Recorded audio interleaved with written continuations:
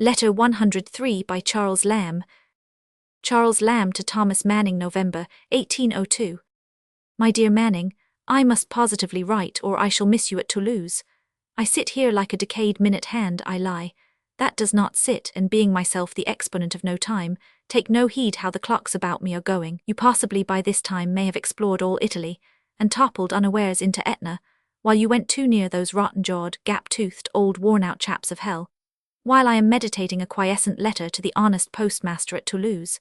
But in case you should not have been philo de se, this is to tell you that your letter was quite to my palate, in particular your just remarks upon industry, damned industry, though indeed you left me to explore the reason, were highly relishing. I've often wished I lived in the golden age, when shepherds lay stretched upon flowers, and roused themselves at their leisure. The genius there is in a man's natural idle face, that has not learned his multiplication table, before doubt and propositions and corollaries got into the world. Now, as Joseph Cottle, a bard of nature, sings going up Malvern Hills.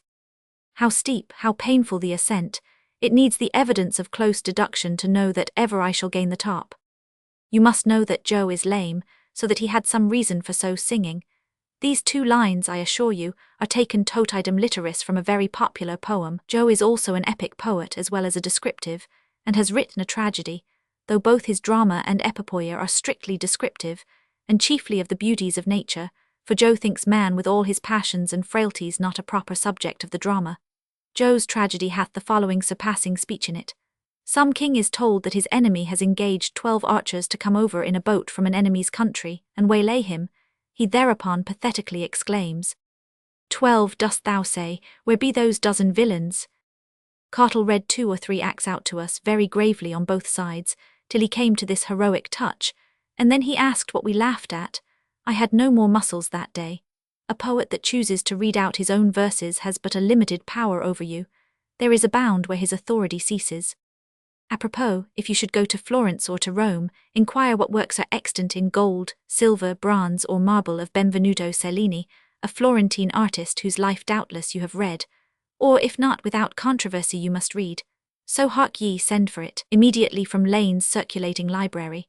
It is always put among the romances very properly, but you have read it, I suppose. In particular, inquire at Florence for his colossal bronze statue in the Grand Square or somewhere of Perseus. You may read the story in Tooke's Pantheon.